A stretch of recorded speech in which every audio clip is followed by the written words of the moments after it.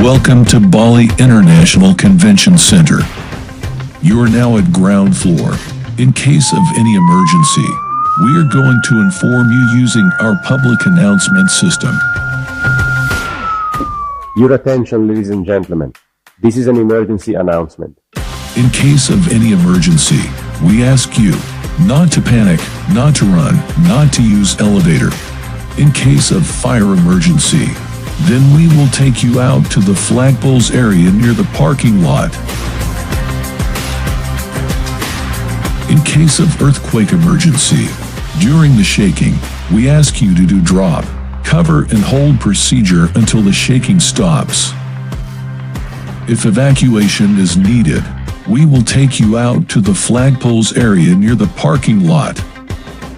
In case of tsunami emergency, when we receive tsunami warning, we will take you back inside the building.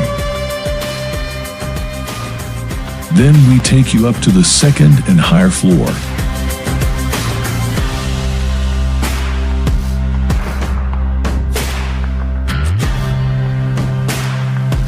Thank you for your attention.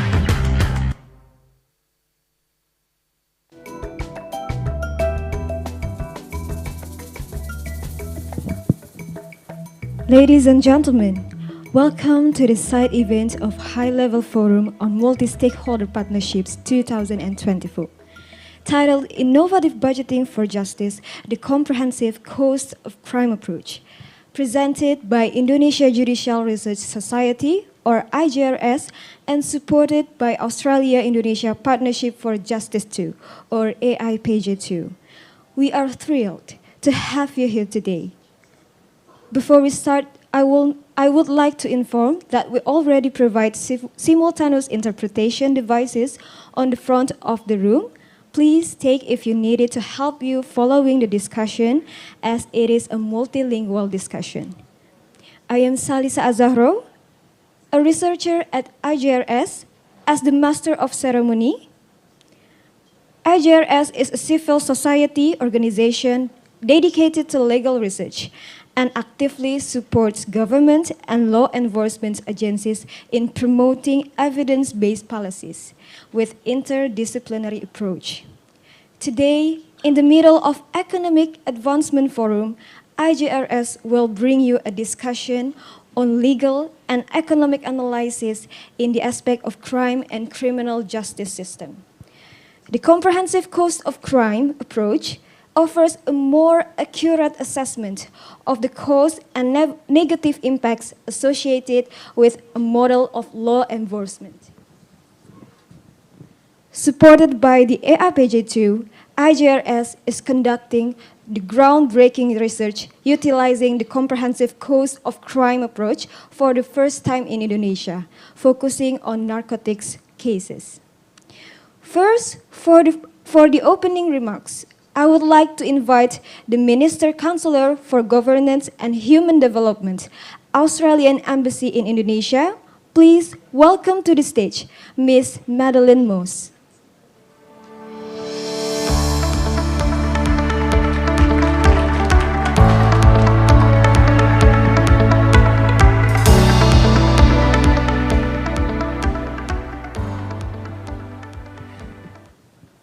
Selamat pagi, Bapak dan Ibu sekalian. Salam sejahtera untuk kita semua. Direktorat Hukum dan Regulasi Bapanas, Bapak Dewo Broto Joko, Sekretaris Direktur Jenderal Pemasyarakatan, Bapak Subrianto, other distinguished guests, and of course, my fellow speakers today. I'm very pleased to have the opportunity to attend and to open this forum today. And particularly, at the outset, I would like to acknowledge and express my appreciation for the collaboration between Bapanas, the Australia-Indonesia Partnership for Justice, and the Indonesian Judicial Research Society in holding this important forum today. The Australian Government is very proud of our long-standing partnership with Indonesia on legal and justice sector challenges, especially through the AIPJ program. And we recognise that a key issue encountered by communities globally are the costs associated with crime to the individuals, to the state, to law enforcement agencies, and to the community more broadly. So a comprehensive analysis of crime costs can reveal the often overlooked economic and social impacts, such as decreased community productivity and the long-term effects on psychological well-being of children. And there's clear implications for governments and policymakers. So as we seek to develop precise and effective budgets for law enforcement, it is crucial to understand the full spectrum of costs associated with crime, including the broader impacts on individuals, on families, and on communities. Adopting a more inclusive and representative approach to law enforcement budgeting, considering the wide effects of crime on society, is absolutely essential. And mainstreaming this approach in policy planning can lead to a more just and effective legal system and contribute to the achievement of SDG 16, which aims to create peaceful, just, and inclusive society. And through this comprehensive approach, policymakers can ensure that resources are allocated in ways that genuinely enhance access to justice and deliver better outcomes for all stakeholders involved. The Indonesia Judicial Research Society, Centre for Detention Studies, and Lembaga Bantuan Hukum Masyarakat, with AIPJ2 support, has conducted a costs of justice research on narcotics crime. And the purpose of this research was to assess the impact and the real costs, both legal and illegal, monetary and non-monetary, incurred in narcotics crime. And when finalised, this research will provide Bappenas with comprehensive recommendations on effective budgeting of crime case management, especially on narcotics crime. And the Australian Government is very pleased to strongly support this research, with the hope that similar studies will be conducted in the future, emphasising the importance of the cost on crime approach in understanding and reducing negative impacts of crime and helping to create a safer, more just society. We're also very proud to support Indonesia's efforts on law and justice reform. We see legal reform and access to justice as key issues that will drive Indonesia's social and economic development. And that's why we're so committed to working partners on initiatives like today's conference, through programs like AIPJ2, but also through the development program more broadly. I think Indonesia is always very generous with partners like Australia and inviting us to partner with you on important issues. And we take that very seriously, and we really, really appreciate that privilege. Thank you. Selamat berdiskusi, and I hope we have a fruitful discussion today. Terima kasih.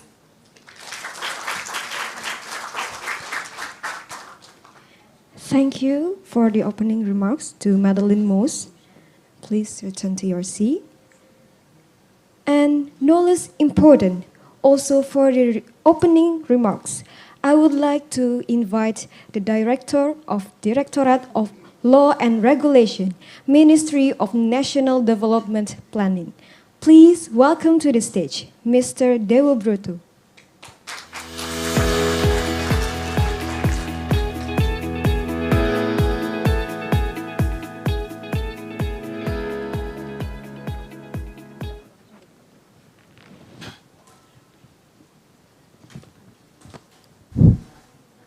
Bismillahirrahmanirrahim. Assalamualaikum warahmatullahi wabarakatuh. Very good morning, and may we all be blessed with peace and well-being. To whom I respect Mrs. Madeline Moss, Minister Counselor for Governance and Human Development, Australian Embassy in Indonesia. Yang terhormat Bapak Suprianto, Sekretari Director General of Correction, Ministry of Law and Human Rights, Republic of Indonesia, Mrs. Mary Sugit, Country Manager of International Bridges of Justice, Pak Gulvino Guevara, Law, Democracy and Human Rights National Secretary of FITRA, Dr. Emily Rowe, HIV and Human Reduction Specialist, Harm Reduction Specialist, Mrs. Gladys Nandia Arianto from AJRS, Miss Alfiana Kisti as a Strategic Manager for Criminal Justice Reform AIPG2, and to all other distinguished guests and participants, good morning and welcome to this important side event of the High-Level Forum on Multi-Stakeholder Partnership. It is both a privilege and a pleasure to stand before you today to participate in a crucial discussion on innovative budgeting for justice, the comprehensive cost for crime approach. Distinguished guests, ladies and gentlemen, we recognize that the cost of crime extend far beyond direct financial expenses. They encompass the economic burden on justice seekers, the emotional strain on families, and the broader societal impact. As a Director of Law and Regulations, Ministry of National Development Planning, or Bappenas, this topic is very important as it is interconnected with our work. Strengthening access to justice is a national priority that is stated in our 2020-2024 medium-term development plan and continue to be a focus in 2025 until 2029 medium-term national development plan. In realizing this national priority, Indonesia is committed to developing and implementing policies that allow its people to not only have access to justice institution and mechanism, but they be able to feel justice as a whole. This commitment involves making sure that the judicial process is just, transparent, and efficient, allowing individuals from all backgrounds to receive fair treatment and legal protection. This commitment we see with the enactment of the recent law number 12/2020 on sexual violence crime that mandates the government to create a victim trust fund, or we call it VTF, an endorsement fund for victims and sexual crime. This endowment fund adopt a funding scheme not only for state budget but also from external resources such as companies, donors, philanthropy, and such, to support and fulfill the protection, rehabilitation, and compensation for the victims. Moreover, with the revision of law number 31/2014 on protection of witness and victim being planned to be revised within the next period of the government, we hope that VTF can be well implemented not only for victims of sexual crime but also for all victims of crime. The House of Representatives, so-called DPR, has recently passed, already approved the law on the National Long-Term Development Plan 2025-2045. And because the long term has been approved by the Parliament, the the government through Bappenas is in process of formulating the National Medium-Term Development Plan 2025-2029, where one of the national priorities is strengthening access to justice and fulfillment of human rights for all people, including vulnerable groups. Therefore, through this forum, we can learn and understand the best practice in implementing innovative budget for justice for all countries, which can be adopted in our national development policy. In conclusion, I would like to express my sincere gratitude to the Indonesian Judicial Research Society, or IJRS, and the Australian Indonesian Partnership for Justice 2, AIPG2, for organizing and uniting us together in this said event. I am confident that this event will lead to meaningful conversation, impactful dialogue, and hopefully practical dialogue on how to create an innovative and targeted budget for justice. Thank you, and I wish us all will have the productive and engaging session ahead. I now invite you to listen to our esteemed panel of experts who will provide them insight and perspective on this important issue. Assalamualaikum warahmatullahi wabarakatuh. Terima kasih kepada Pak Dewo Broto. Dimohon untuk tetap di panggung kepada Pak Dewo Broto. While I invite also Madeline Moss and all the speakers and the moderator of the discussion to come to the stage for the certificates award session. Please come to the stage.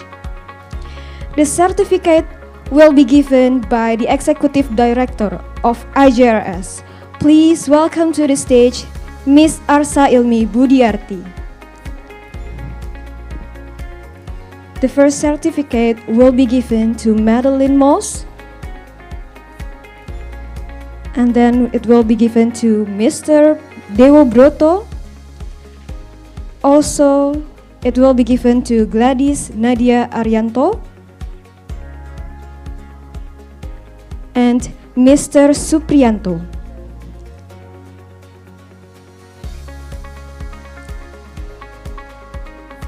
The next certificate will be given to Mary Sagit.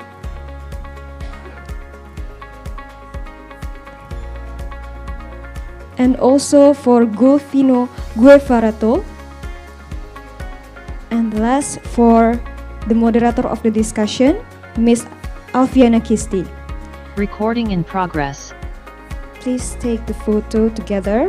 Also, we will send the digital certificates for the speakers who joined by the Zoom for Dr. Rick Brown and Dr. Emily Rowe. Thank you so much. For the speakers and the moderators, please stay on the stage because we will start the discussion. Please have a seat.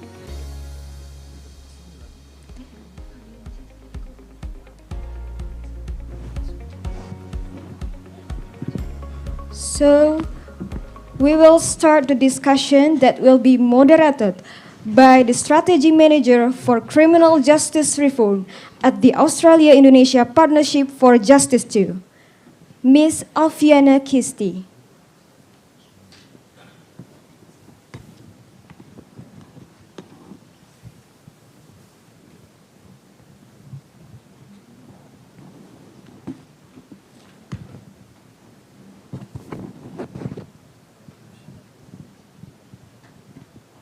Check.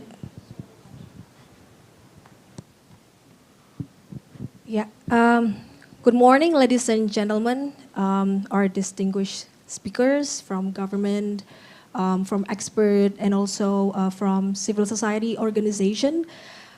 It is my honor for me to be a moderator for this important session on the innovative budgeting for justice, the comprehensive cost of crime approach. This idea actually comes from the background that the number of people behind the bars, whether on remand or serving sentences, has increased in most countries over the last 20 years, especially drug cases, placing an enormous financial burden on governments and great cost to the social cohesion and societies. Unfortunately, when talking about the cost of handling crime, we only focus on the direct budget by the states, such as the expenses related to moving defendants from different correction facilities or detention facilities, the cost of providing food or other necessities to incarcerated individuals. But one thing that we're overlooking is the financial burden borne by those seeking justice and the broader impacts on their lives and communities during and after legal proceedings, such as the time and resources they expend and the social and emotional toll experienced by the justice seekers. So that to have an effective budget for law enforcement, it is crucial to understand the full spectrum of costs associated with crime by using a cost of crime approach that assess the full economic and social impact of cost and crime that are often overlooked in traditional budgeting. So by using the cost of crime analysis, we will offer a comprehensive approach for policymakers to develop effective and representative budgets. I think I have to stop now because we will discuss further with our distinguished speakers consisting of multi-backgrounds and multidiscipline. So I think the MC has already introduced the speakers, but I think I will reintroduce again. So we have Marie Sujit, the Country Manager of International Bridges of Justice, or IBJ. Dr. Rick Brown, I think he's joined online with us. He's the Deputy Director of the Australian Institute of Criminology. And the third one is Mbak Gladys Nadia Arianto. She is the researcher of Indonesia Judicial Research Society, or IJRS. The fourth one is Mas Gulvino Gervarato. He's the manager on law, democracy, and human rights at National Secretariat of the Indonesian Forum for Budget Transparency. And the fifth one is Bapak Suprianto, the Secretary of the Director General of Correction and Indonesia's Ministry of Law and Human Rights. And the last but not least, Dr. Emily Rowe. She is the HIV and harm reduction specialist. So let's welcome our first speaker, Mbak Gladys Nadia Arianto from IJRS.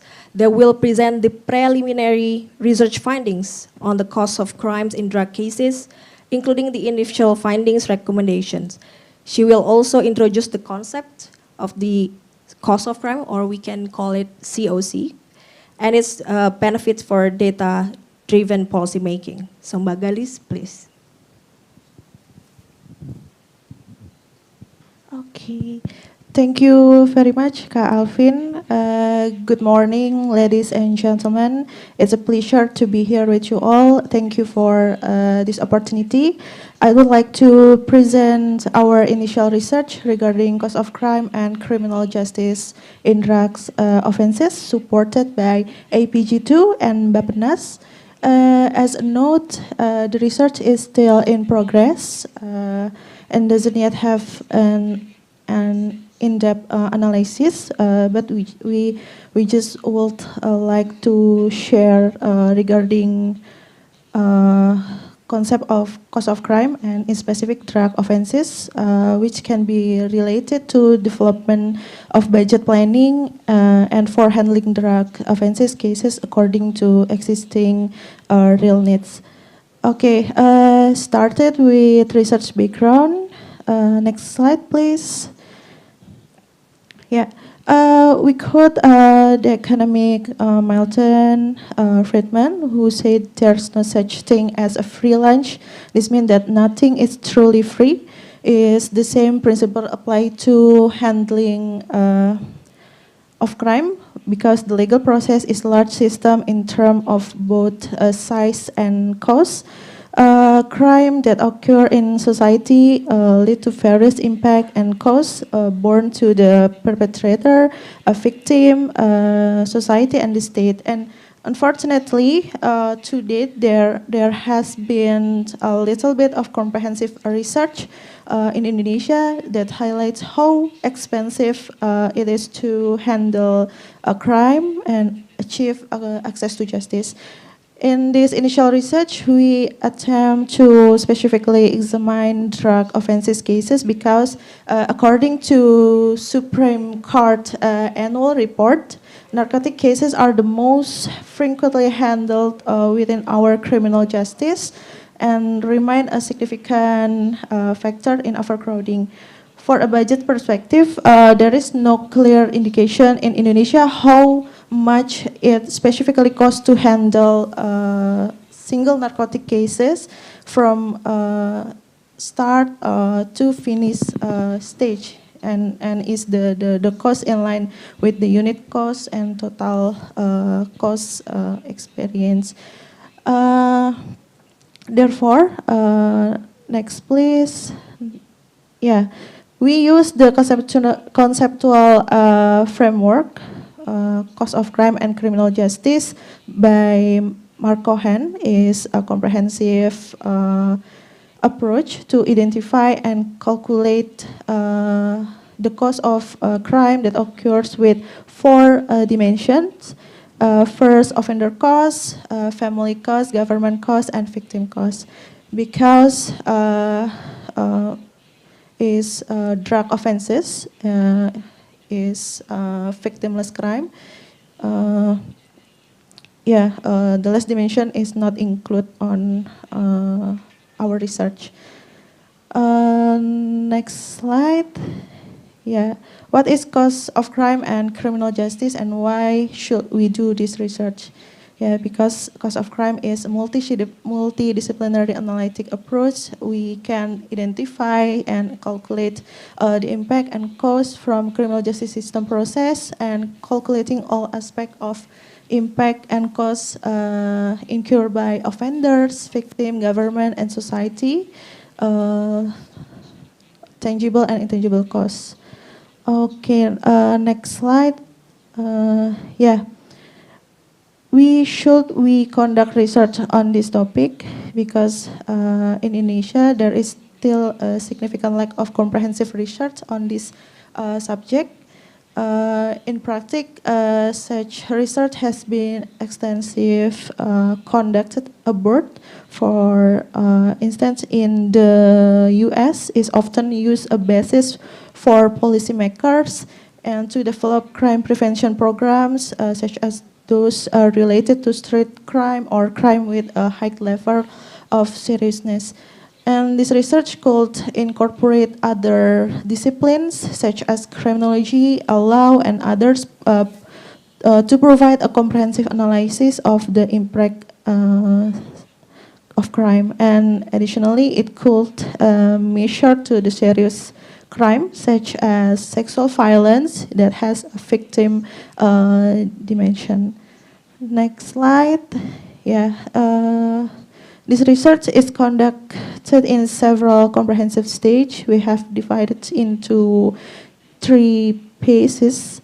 Phase 1, offender cost and family cost. We use a survey method with interview conducted with 380 respondents, include narcotic prisoners, rehabilitated offenders, ex-prisoners, and their families.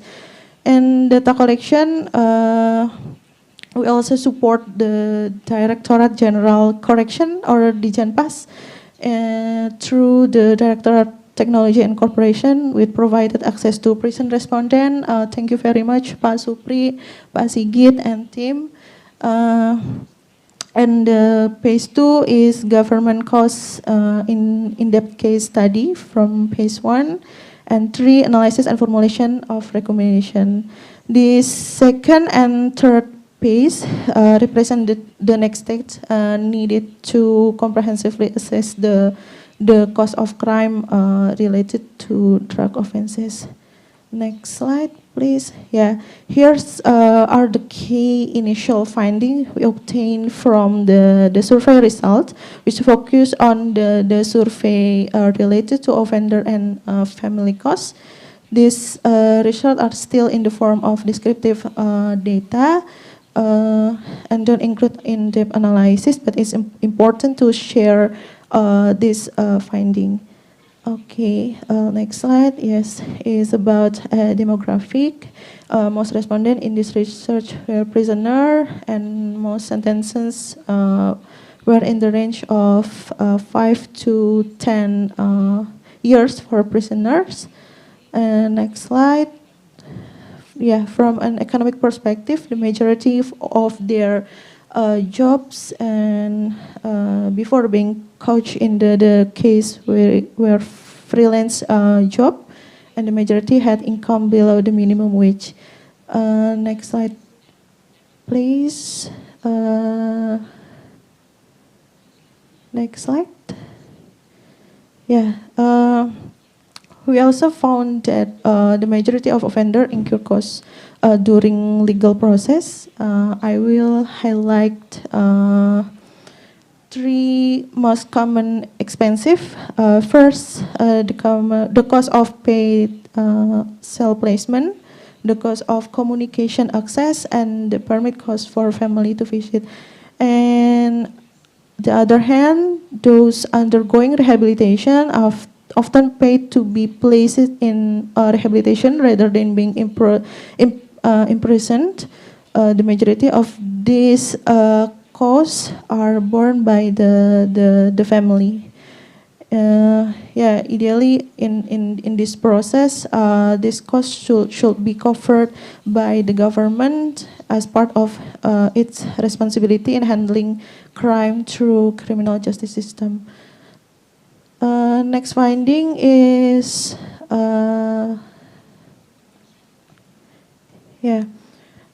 most of offenders family respondent experience in economic, health, educational, and social relationship.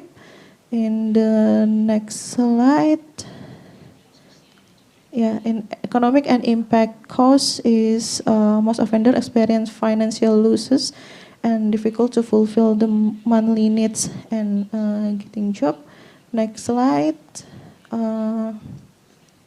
In psychology, health problem and physical pain, feeling hopeless, embarrassed and reluctant to meet people. And even we found 20.8 started using other narcotics. Next slide. Yeah, and the most significant impact rehabilitation offenders not to continue their education. Next slide, please. And social relation impact and costs. The majority respondent experience tenuous relationship, feel embraced with their extended family, and face criminal labeling as offender. Yeah, next slide, please. Yeah. As previously mentioned, we are not only examining the experience of offender and their family through survey, but also looking the cost from the government perspective to comprehensively assess the whole cost of crime and implication for budgeting in narcotic case handling. In term government costs, we are analyzing the expensive incurred by relevant institutional through the entire legal process from initial to final stage, like reception of report until execution on corrections.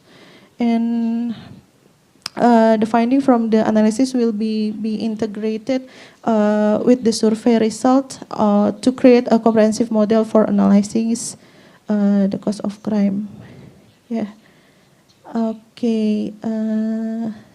Okay. Because time is up, maybe that's all for me. Thank you, Calvin. Thank you, Gladys. Please give applause for Mbak Gladys. Yeah. So from Mbak Gladys' presentation, we already know and see how the cost of crime covers not only the government's budget, but also the family cost and also the victim cost. So now I think Pak Suprianto here will share about the government's budget, particularly on how the government's budget allocation for handling prisoners in correctional facilities that is dominated by narcotic cases. So please welcome Pak Supri.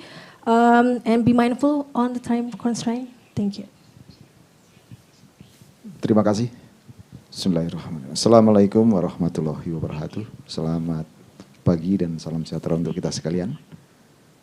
Yang kami hormati seluruh peserta yang pada hari ini hadir. Dan juga kami akan menyampaikan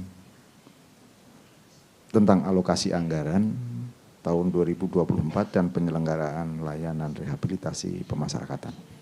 Baik, untuk slide yang pertama.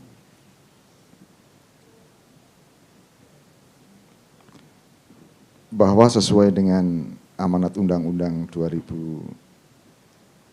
Nomor 22 tahun 2022, perlu kami sampaikan bahwa pemasyarakatan merupakan bagian sistem peradilan pidana yang terpadu yang menyelenggarakan tentang penegakan hukum, perlakuan terhadap tahanan, anak maupun warga binaan dalam tahap pra-adjudikasi, adjudikasi, dan pasca adjudikasi. Jadi perlu kami sampaikan juga bahwa tahanan maupun anak serta meningkatkan kualitas kepribadian dan kemandirian warga binaan itu sendiri dengan tujuan agar nanti kembali ke masyarakat bisa berperan aktif sebagai warga masyarakat dan bisa diterima di masyarakat. Terus, dan perlu kami sampaikan juga bahwa pra-adjudikasi itu adalah dalam rangka PK untuk menyusun litmas yang digunakan untuk pengolahan data dan analis penyaji yang dilakukan secara sistematik dan objektif. Kalau adjudikasi yaitu petugas pemasarat melakukan pelayanan tahanan berupa penerimaan, penempatan, pelayanan hingga pengeluaran tahanan selama mereka menjalani masa persidangan di rutan maupun berdasarkan hasil litmas guna untuk pengelolaan barang sitaan, barang ataupun barang bawaan dari tersangka. Terus pos adjudikasi, peningkatan kualitas kepribadian kemandirian narapidana sampai dengan dapat kembali bermanfaat bagi masyarakat.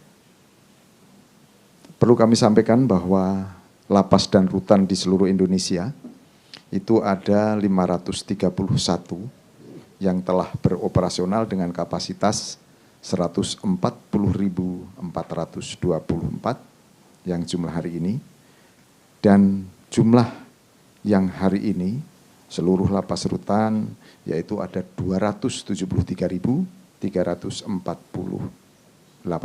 yang terdiri dari 217.299 orang itu narapidana, terus tahanan 56.049.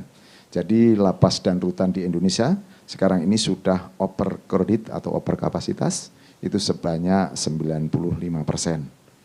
Memang perlu kami sampaikan dari tahun 2020 sampai 2023, memang 2020-2022 itu mengalami kenaikan, di tahun 2023 penurunan. Sekarang tahun 2024 naik lagi. Jadi kita pun dengan adanya overkapasitas itu, maka pelayanan pemasyarakatan kita berikan tidak bisa maksimal. Dan juga tren data hunian lapas rutan memiliki kecenderungan meningkat, di mana separuhnya disumbang dari tindak pidana narkotika. Pada tahun 2002, terus mengalami peningkatan di tahun 2024, sudah mencapai 140.783 orang yang kasus narkoba. Dari 273.000 itu yang 140.000 sekian itu adalah tindak narkoba.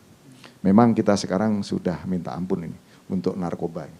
Dan juga seluruh Indonesia bahwa lapas dan rutan itu sudah setengahnya lebih, 50% lebih tindak pidana narkotika.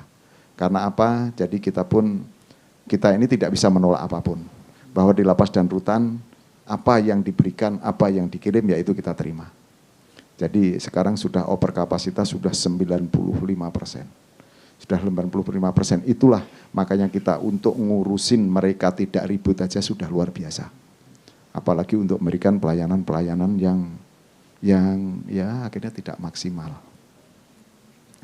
Perlu kami sampaikan juga bahwa alokasi anggaran di sistem pemasyarakatan tahun 2024 itu ada 7 triliun 7.733.497.498.000 rupiah.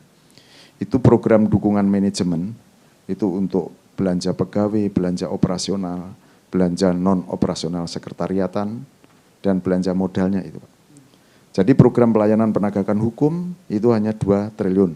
Itu untuk prioritas nasional dari 7 triliun tadi, terus belanja non-ops itu ada sekian. Itu yang perlu kami sampaikan. Jadi belanja kebutuhan dasar pelayanan kesehatan, pendidikan, pengentasan anak itu 2 triliun 553 miliar 372 juta 863 ribu. Jadi perlu kami sampaikan juga bahwa anggaran yang ada di lapas maupun rutan, ini perlu kami sampaikan.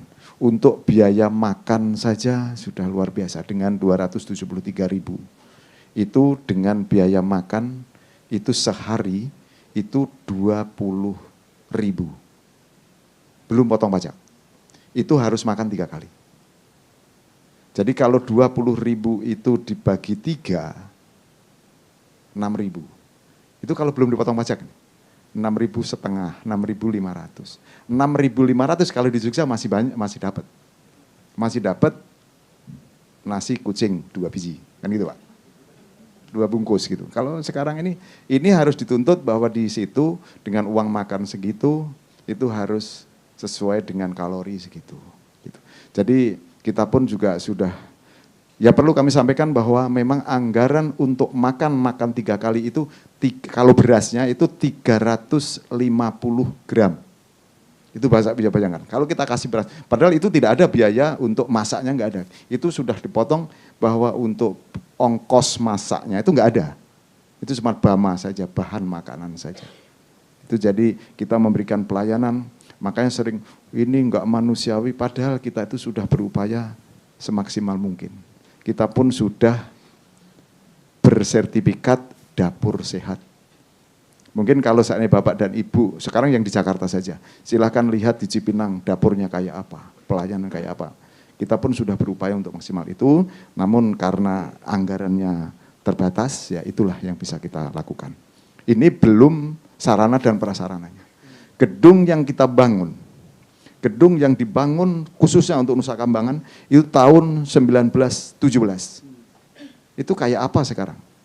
Biayanya rehab, biayanya perawatan gedung, tadi saya ngobrol sama Pak Dewa, itu nggak bisa terpenuhi. Untuk beli cat aja sudah cukup, sudah bersyukur Pak.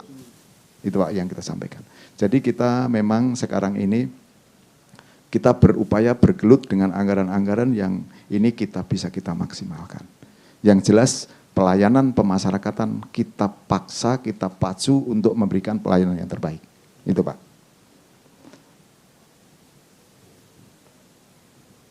Maka sekarang perlu kami sampaikan juga ini anggaran.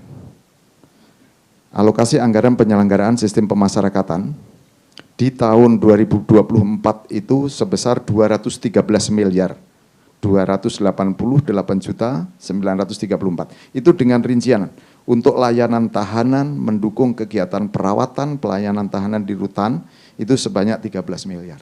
Ini untuk kesehatan saja. Untuk kesehatan saja bisa Bapak bayangkan. Padahal di sana itu kalau berobat kita itu dalam untuk biaya berobat itu 25.000 satu WPP Pak. Untuk setahun. Bukan sekali Pak. Setahun Pak. Dibagi 12. Kalau sempat ada yang berobat opnam 5 orang saja satu lapas habis Pak anggaran. Jadi makanya kita juga bingung, makanya kita adanya kerjasama. Untung Pemda setempat itu yang kesehatan itu mau kerjasama, mau gratis gitu loh Pak. Kalau tidak ya habis Pak, kita selesai. Kita pun sekarang BPJS itu, kalau tidak warga sini tidak bisa gitu Pak. Padahal di Indonesia ini, di Nusa Kambangan itu Nusantara Pak. Di seluruh Sabang sampai Merauke itu ada di Nusa Kambangan. Di Nusa Kambangan itu jumlah totalnya, WPP-nya itu ada 4.824. Itu Pak. Dengan 12 lapas di sana. Itu ada itu, jadi biaya di sana. Kalau seandainya, untung Pemda Cilacap itu kita obrolkan mau mendukung, sudahlah Pak. Untuk perawatan dasar kita penuhi. Syukur Alhamdulillah, kan gitu Pak. Untuk di sana. Jadi untuk pembinaan kepribadian itu Pak 25 miliar. Terus untuk kemandirian, ini untuk kemandirian ini 20 miliar Pak. Kemandirian seperti contoh saja. Di Lapas Salemba, isinya 2.700, kapasitas 800 Pak. Kapasitasnya 800. tapi isinya 2.000 sekian. Memberikan pelayanan tidur, bisa tidur dempet saja kayak apa Pak, gitu kan Pak. Tempat kita memang perlu dengan anggaran-anggaran ini memang agak sulit kita, makanya tadi saya obrolkan dengan Pak Dewa. Terus berikutnya anggaran belanja bahan makan, ini perlu kami sampaikan. Bahan makan itu 2 triliun Pak. Di tahun 2022 2 triliun, di tahun 2023 1 triliun, tahun 2024 2 triliun lagi naik Pak. Oke. Terima kasih Pak waktunya karena waktu habis. Yang jelas kami dengan adanya anggaran yang sudah diberikan oleh pemerintah kepada kita, makanya kita melakukan kerjasama MOU dengan instansi stakeholder yang lain untuk memenuhi pelayanan pemasarakatan ini. Alhamdulillah kita bisa berjalan dan pelayanan pemasarakatan itu bisa berjalan dengan baik. Mungkin itu yang bisa kami sampaikan. Nanti kalau ada hal-hal yang mungkin akan disampaikan kepada kami, silahkan nanti untuk di WA-kan ke kami. Mungkin itu yang bisa kami, mohon maaf. Akhirul kata, wassalamualaikum warahmatullahi wabarakatuh. Waalaikumsalam warahmatullahi wabarakatuh. Terima kasih Pak Supri. So from Mr. Supriyanto's presentation, we already know the direct costs spent by the government, particularly the Directorate General of Corrections. And we also see that most of the budget is for the food allocation, and most inmates are from the drug cases. So I think this is really clear that this is the phenomena and the condition and the situation that faced Indonesia currently. Talking about the crime case handling, we cannot only speak about the enforcement or the services from the government, but we also need to talk about the prevention aspect. That's why our next speaker, Marie Sujit, will discuss how to balance budget for prevention and enforcement. And besides that, Marie will also discuss the importance of fulfilling the access to legal aid for justice seekers. Please welcome Marie Sujit. Thank you so much. Good morning, Selamat Pagi. I will just wait a second for my presentation to load. I have been asked to talk to you today a little bit about balancing the cost of enforcement and prevention. So in terms of law enforcement, some of the common law enforcement initiatives that we're talking about to maintain public order, we're talking about proactive policing, which is having a police presence, hotspot policing, when we know there's areas of high crime rates, initiating additional police patrols, stop and frisk, where we know there's high drug use areas, making sure that the drugs can't stop before they're distributed, for example. And when we're looking at crime prevention, we're referring to the strategies that stop the risk of crime or lower the risk of crime. Initiatives such as situational crime prevention, which can be things such as installing surveillance cameras in public areas, using street lighting, which sounds like an interesting one, but I'll give you an example of that in my next few slides. Youth engagement and intervention, so initiating after-school clubs for youth so that they're not involved and out on the streets, and restorative justice programs, which I know is quite a hot topic at the moment in Indonesia, and looking at how they can help to reduce crime. So there's a lot of misconceptions about crime prevention. It's often thought that it can be too expensive, it can be soft on crime, it can be considered ineffective, doesn't necessarily address serious crimes. But I'd like to share with you some examples of why this isn't the case. I've also heard the argument that it's not necessarily the justice sector's responsibility, it should be handed over to social services. But as we're talking in a multi-stakeholder partnership forum, I think it's good to mention and show how this can be a cross-sector collaboration.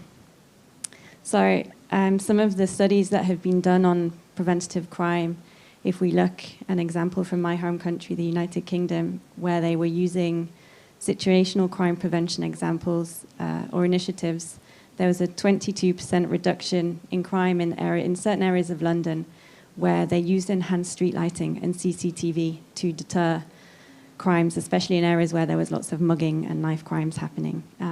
If we look at Southeast Asia and the Philippines, the community policing efforts, there's been evidence that in areas where there's community police out on the streets actively engaging in neighborhoods, there's been a 15% decrease in crime. And going back to that restorative justice, particularly with relation to juveniles, there's been some evidence in Canada of a 15% decrease in reoffending. So if we're looking at the mechanisms for balancing prevention and enforcement, this is where the difficulties come in. One of the things we can look at is holistic budgeting, and this is talking about a lot of ministries pooling their resources, so not just the Ministry of Justice, the Ministry of Social Welfare, when we're looking at the Ministry of Education for education programs. And again, if we come down to the NGO level and we're looking at cross-sector collaboration, we can also talk about different NGOs in various fields collaborating and also pooling their resources to help with the implementation of these programs. Data-driven decision-making, using data such as the ones I shared in my previous slide, but also working with research departments of universities and think tanks to highlight where and which programs are working, particularly when we're looking at this very broadly in different countries and cultures and contexts. That can also be useful. Legislative and policy support. Here we're looking at things such as decriminalizing certain offences.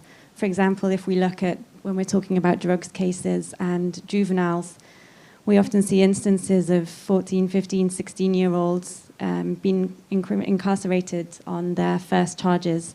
And we know from research that this then entails often into a cycle of crime for them throughout their lifetime. So decriminalizing some certain charges can help with that.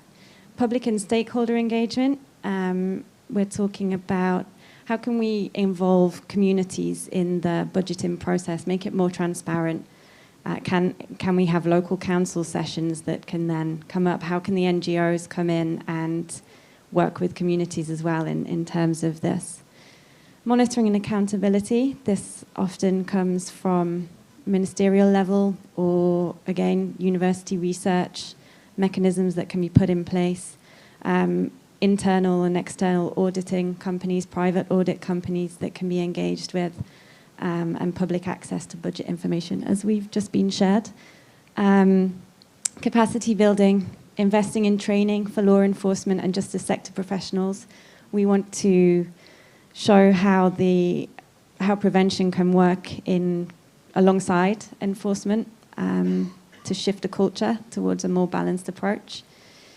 And then finally, long-term planning. And this is going to lead quite nicely into my next slide. But sustainable funding models. What funding models can ensure consistent investment and prevention?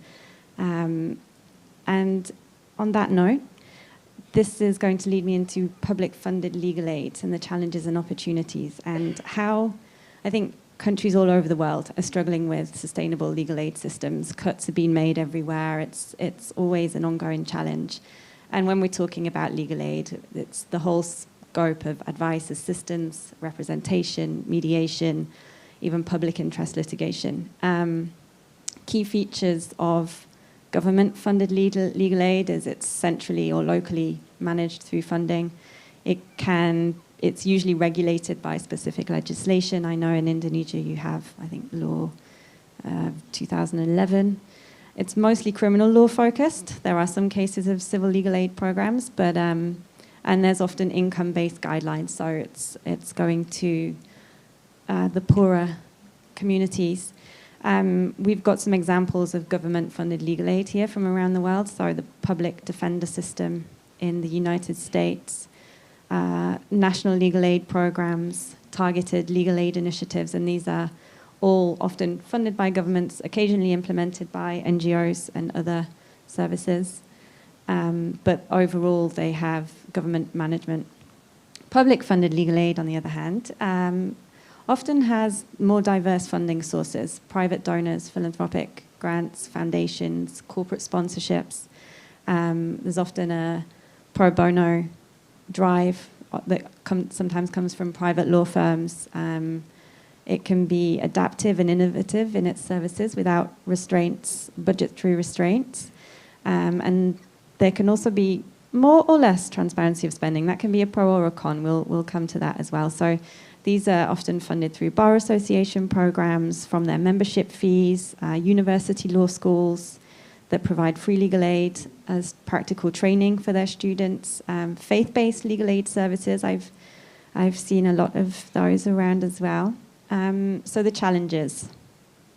We're talking about the sustainability and consistency of funding. You know, with government-funded legal aid, there's a set amount that goes and is distributed, but public is quite unpredictable, and there's often competition for resources.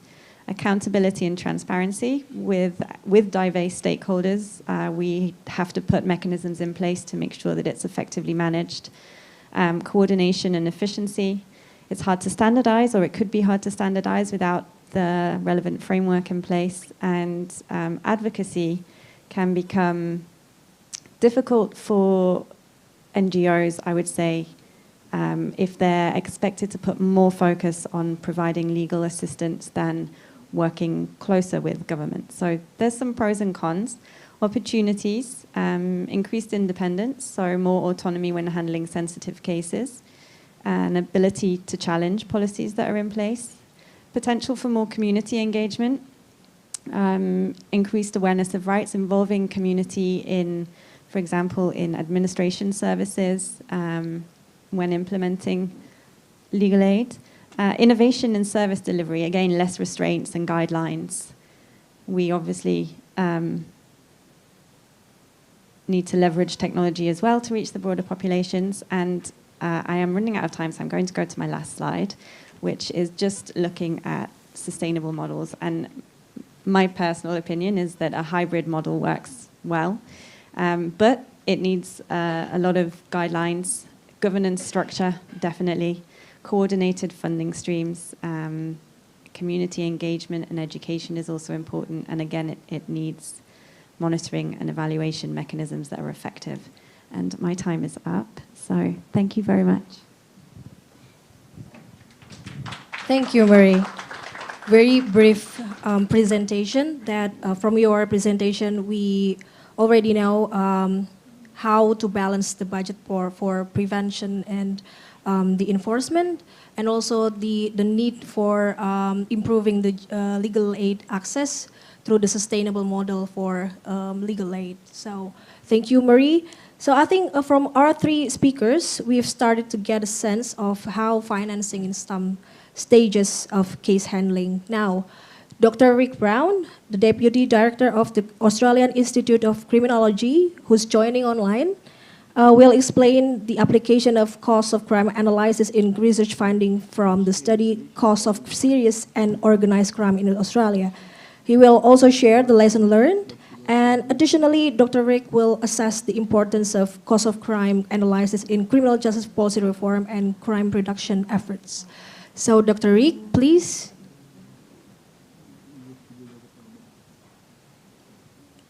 Do you hear us clearly?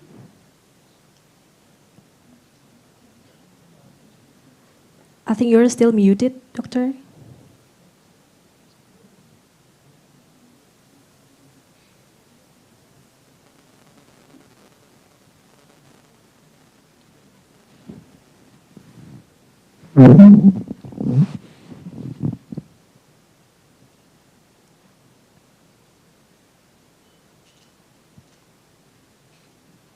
How's that? Can you hear me now? Hello, Dr. Rick. Hello. Yeah, hi, Doctor. Yeah. Thank you for joining us.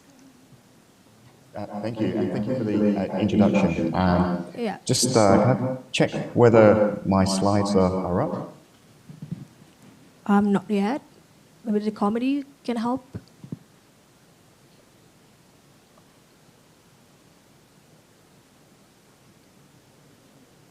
I'm hoping some of the organisers there can put my slides up.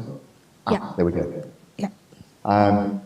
Great. Well, thank you for the introduction. For this presentation, I'm going to talk about the costs of crime work that the Australian Institute of Criminology has undertaken over a significant period of time, and most recently in the last 10 years, focusing on costs of serious and organised crime. And so they're really going to focus on those costs of serious and organised crime. We can go to the next slide. The most recent report was on cost of serious organised crime for 2020, 2021, but we're currently working on a 2022-23 report, and from this year on we're going to move to an annual cycle of producing these reports to provide government with more regular findings on how costs of serious organised crime are changing from year to year. All of our reports are available now on our website at aic.gov.au. Next slide, please. Okay, so just to take through the steps that we use to calculate costs of serious organised crime, really there are two main types of costs. There are crime-specific costs and there are some other general costs. And the approach that we take is first of all to identify the particular types of crime that we want to include in our model. We then quantify the scale of the problem. We then value how much a unit of crime costs, and then multiply the quantity by the value to give us an overall cost of crime.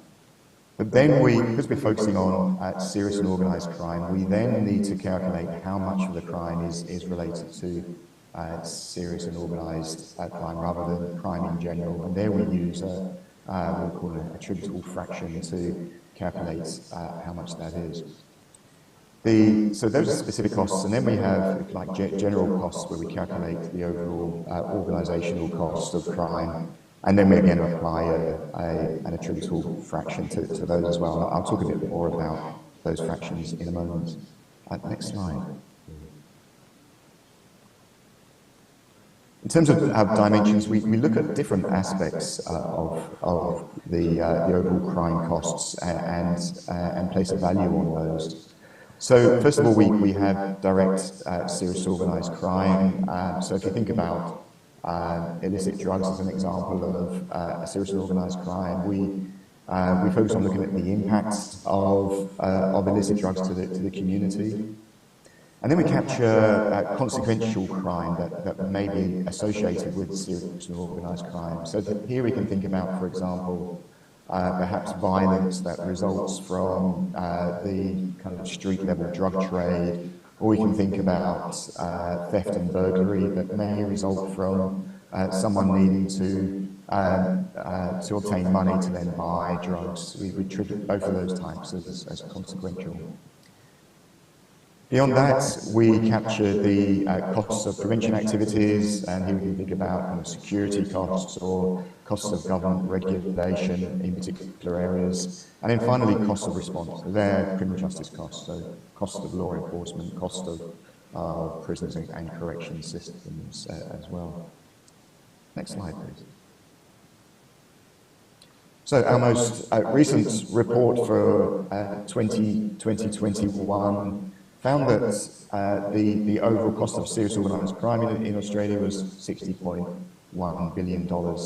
And here we can see that we can break this down by the cost, the organisational cost to government and to the private sector together, totaling about 16 billion Australian dollars. And then the costs of specific costs of crime are about 44 billion dollars. Within this chart, you can see here that we can break down into particular types of crime as well and look at those specific costs. But if we go to the next slide, please. There are nevertheless some weaknesses to the model that we've discovered over time that we need to deal with. One is that it's actually very difficult to find reliable cost estimates. We're often using existing published studies, and we need to, it's difficult to find those where there's kind of veracity in the figures. Often that means we need to undertake some of our own studies as well to boost those costs. We have found that methodologies change over time. So studies, there may be studies improve as time goes on that we use in our overall estimate, and we need to account for that change in terms of assessing the change in overall costs. Then we've got these two other issues which I've kind of mentioned already. So how much crime is attributable to serious organised crime? That's a really interesting issue for us. So what we tend to do is use workshops with professionals working in the field, and we work with them to work out kind of high, medium, and low estimates of how much of all crime is serious and organised. And then finally, a final weakness we find is it can take a long time to gather data points to do more sophisticated trend analysis, because each one of those reports that we produce have only been produced sporadically. So over the last 10 years, we've produced 3 estimates. Next slide, please. So just to show here how we've used some of our data, the dotted line here shows the original figures, but we've taken out some of the methodological changes from year to year so that they're comparable from one to the other. So that final 2021 figure, while the overall cost is 60 billion, 8 billion of those costs in 2021 were new costs that we weren't able to measure before. So when we compare like with like, actually it was 52 billion compared to 47 billion the year before. The solid green line is just representing the same information but applying a kind of inflation factor, so a net present value, so we can compare year on year. So what we can do is show how the change in real costs have changed year on year, and the story we're telling here is that it looks like there's been a flattening of costs of serious organised crime in Australia over time, and this is really useful data for government to understand how its particular policies are having an impact. Just next slide, please. So just finally, I mentioned the attributable fractions, and here I've just highlighted there's 3 columns in our final table in our report that show that we measure costs with a low estimate, a medium estimate, and a high estimate. And actually what's interesting is that, so if you look at the bottom of the high column, we've got the $60 billion there. That's the figure that the government tends to use. So we tend to use the high estimate rather than the medium or low estimate. And just to bear in mind that these are all very much based on a series of guesses that professionals are making as to how much crime is related to serious and organised crime. So final slide, please. So that gives just a very quick overview of the work in Australia on costs of serious organised crime and how it's being used by government to track change over time. Thank you very much. Thank you very much, Dr. Rick. So I think from Dr. Rick's presentation, we already know, and I think the presentation also confirmed some elements that need to be covered in the cost of crimes, and also the weaknesses. I think IJRS and Bappenas could take into account when strengthening the methodology for the cost of crime, so that the research can be more strong. So just go back to Pak Suprianto's explanation about the conditions of the prison, that 95 of the inmates of the prison is from drugs offender. Then our next presenter is Dr. Emily Roy, is HIV and harm reduction specialist, that will share about the understanding of harm reduction policies in the context of drugs issues. And she will also assess the importance of this approach in policy formulation and explore the potential cost savings from governments. Additionally, Dr. Emily will examine strategies for countries with limited resources to effectively implement harm reduction-based drug programs. So please, Dr. Emily, the stage is yours. Thank you all so much for inviting us to participate virtually in this forum.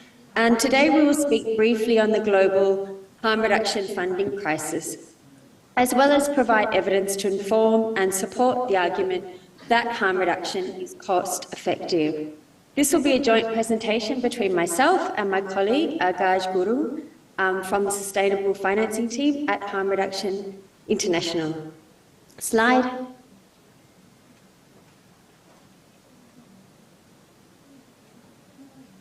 Next slide. So by definition, harm reduction refers to policies, programs and practices that aim to minimize the negative health, social and legal impacts associated with drug use, drug policies and drug laws. Harm reduction is grounded in justice and human rights. It focuses on positive change and working with communities of people without judgment, coercion or discrimination. Harm reduction services such as needle and syringe programs, opioid substitution therapy are proven to be effective and also cost-effective public health interventions. Investing in these programs not only improves people's lives and public health outcomes, it also contributes to mitigating the social and economic impacts associated with drug use.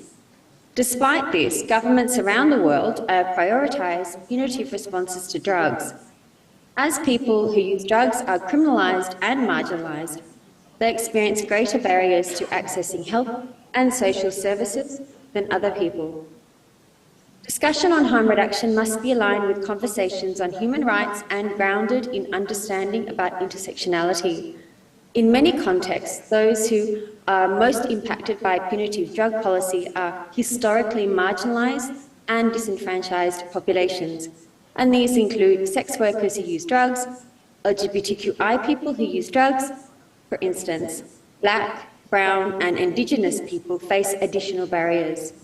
Women and gender diverse people who use drugs are especially affected by, in the global majority, global south context, for example, like in Indonesia.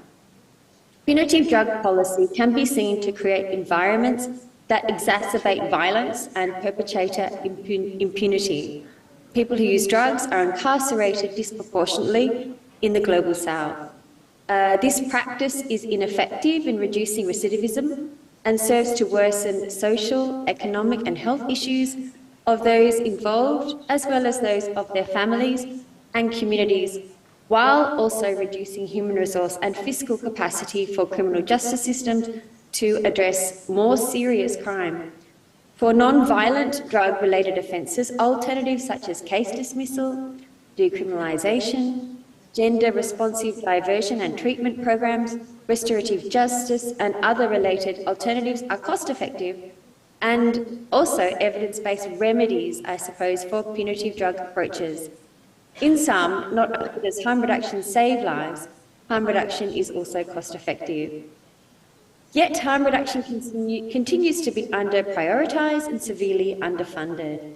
I would now like to introduce Harm Reduction International colleague of mine, Gaj Burung, who will present critical evidence on the harm reduction funding crisis and the economic consequences of punitive drug control. Slide. Thank you. Thank you, Emily. Am I audible? Thank you. Yes. Next slide, please. So this slide is merely, I will go detail into this. This slide is merely about what is Harm Reduction International. So we kind of work and we advocate for the inclusive definitions of harm reduction, which Emily had just, exclusively and comprehensively defined about harm reduction. And we're based in London, UK. Next slide, please. So this is where we work now in terms of doing surveillance on harm reduction funding. So I think almost all speakers we talked about the increasing number of incarceration among people who use drugs, and when this harm reduction comes as a savior in terms of reducing the harms among drugs, but this harm reduction funding is in crisis. So we do at Harm Reduction International, we do biennial surveillance every 2 years on this funding. And in 2022, so this data is from 2022, and we found that only 6% of what we needed for harm reduction in low and middle income countries is fulfilled, so which is around $151 million US dollar identified. So just to say that there was 94% funding gap on this crucial life-saving harm reduction services. Next slide, please. So this is just to give a glimpse of the division between the portion of international funding and the domestic funding. So as you see, international funding is higher than the domestic funding. So this international funding has gone up a little as compared to 2019, while domestic funding is coming down. So next slide, please. As we're discussing this, harm reduction, about harm reduction, it's an investment. So, it's cost effective and it saves lives. So we at Harm Reduction International, we collect evidence in terms of how harm reduction supports economic and society-wide benefits in investing harm reduction, and these are just very few examples. For instance, opiate agonistic therapy, it was found cost-effective in so many of these countries. For instance, in Vietnam, there was a comparison of the opiate agonistic therapy versus compulsory rehabilitation center, and opiate agonistic therapy was almost 3 times cheaper. And in almost all these countries, they are cost-effective because they prevent HIV, they prevent hepatitis, and saves a lot of money.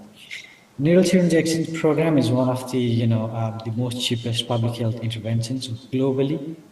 No doubt on this one, the unit cost of needle syringe programs in so many countries is much lower than $1 per person. Similarly, naloxone distribution, drug consumption rooms, these are other interventions of harm reductions, and they have proved to be very high, cost effective in terms of saving life, and drug consumption rooms have been cost effective in terms of preventing HIV and hepatitis C. And so all these interventions are cost effective when they are in an isolation, but when they come together as an integrated harm reduction services, they become much more cost effective. Next slide, please. So this is something I think we have been discussing as of now, and this is our modeling, which says around $100 billion are spent on drug law enforcement every year, and just relocating 7.5% of this cost can actually result in 94% reduction in new HIV infections among people who inject drugs. And so these are some of the country cases, but because of the constraint of time, now I again pass over to Emily for some country specific examples. Over to you, Emily. Slide.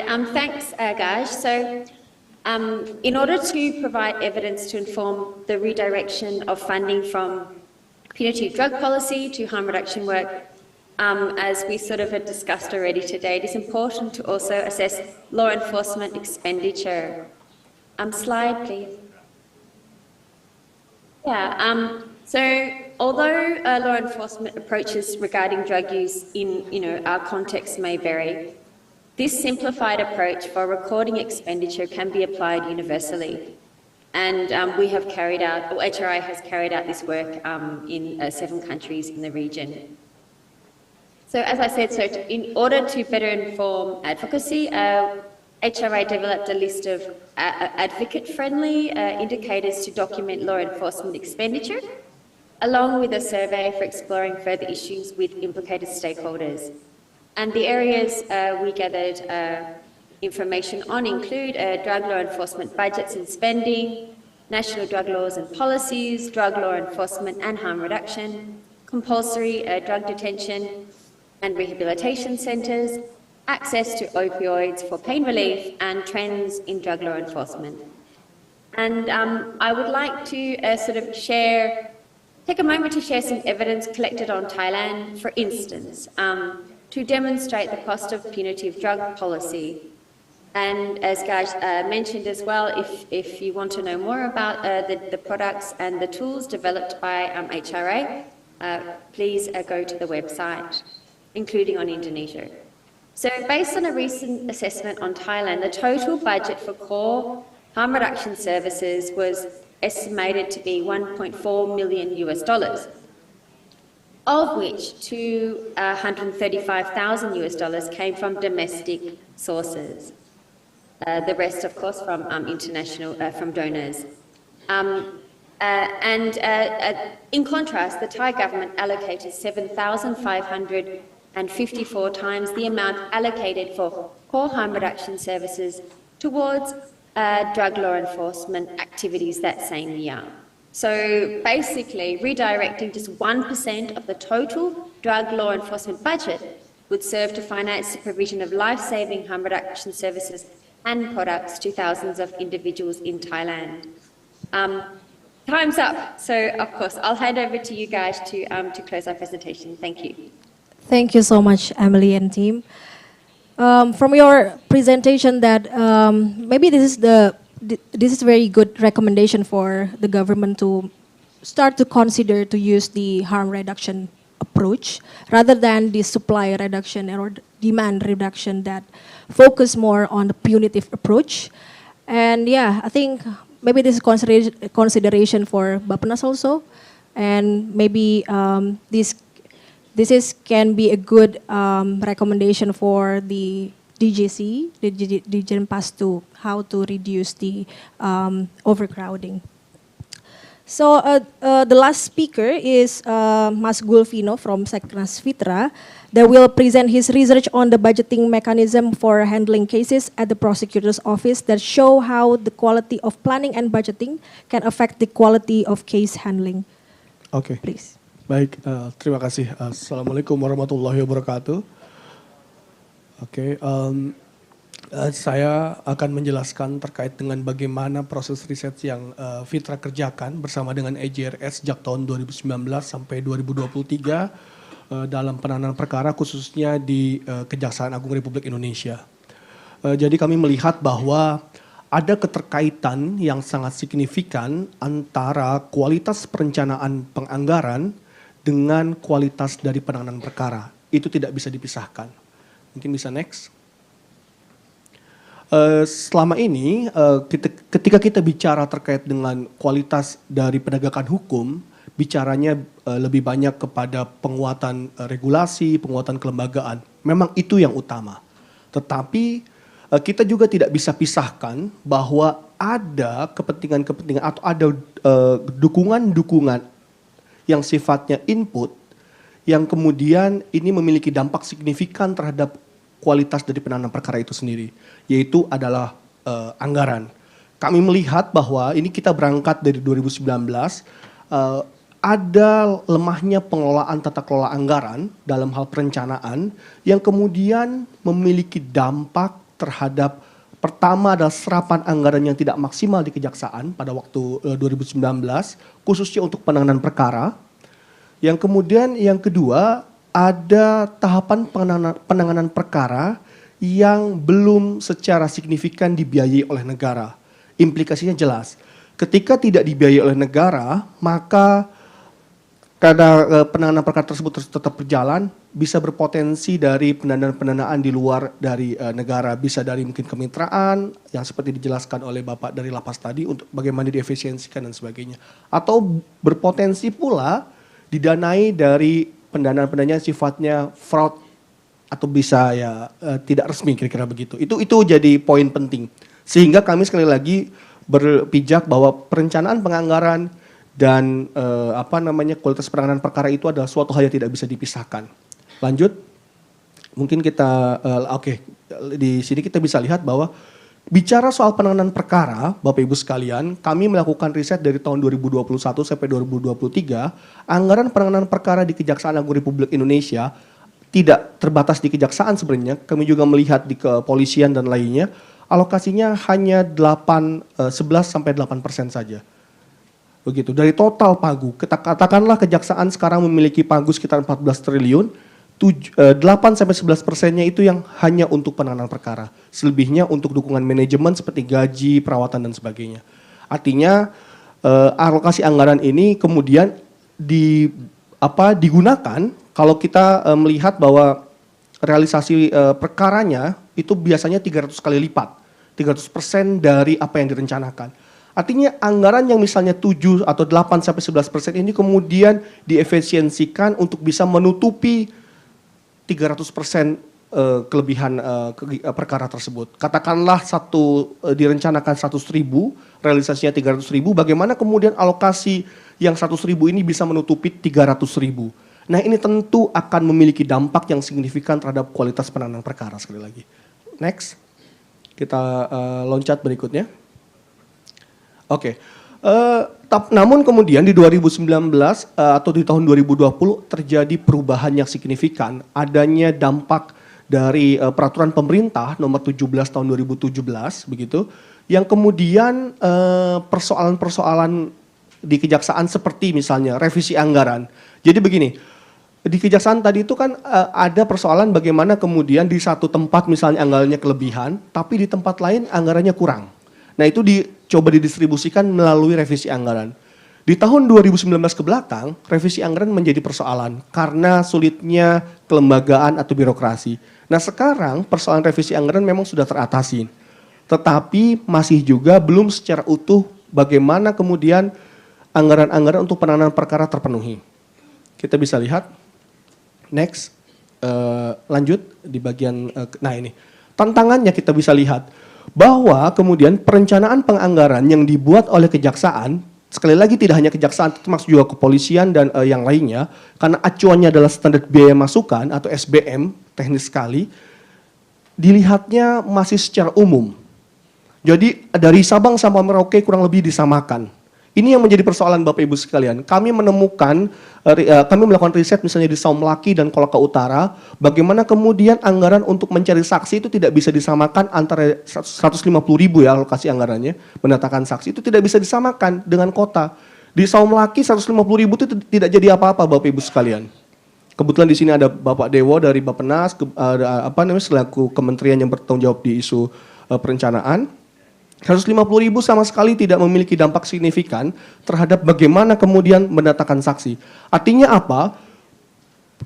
Perencanaan penganggaran itu harus melihat aspek geografis.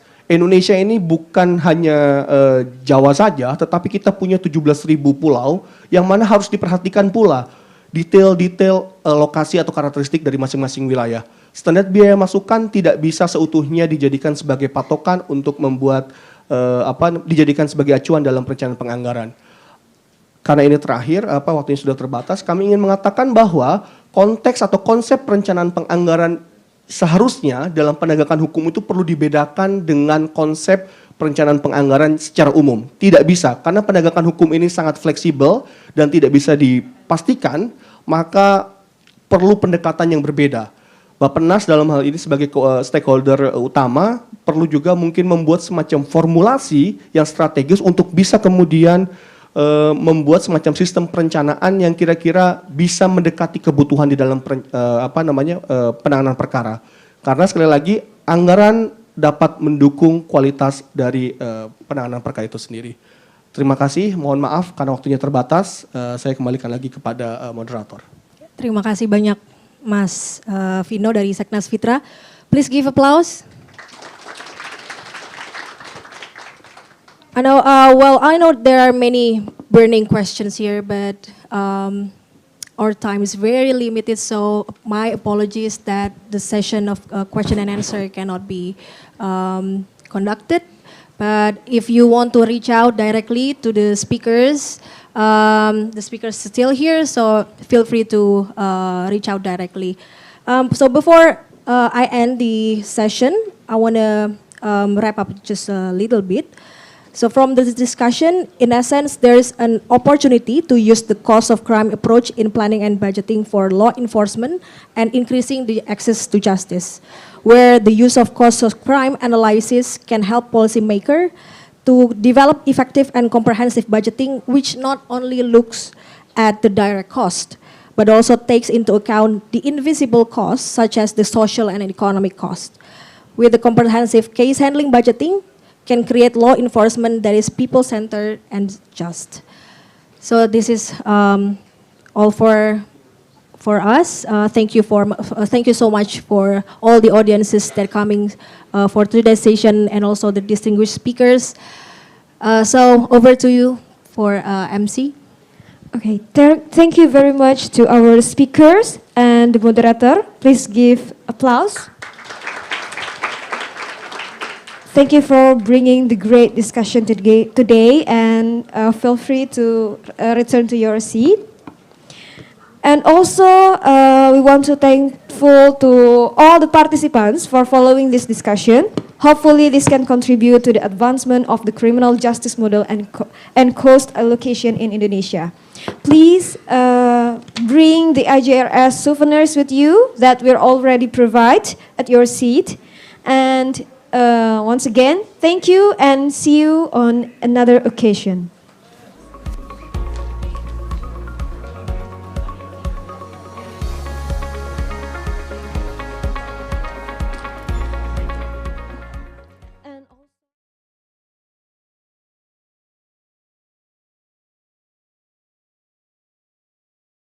Interpretation device.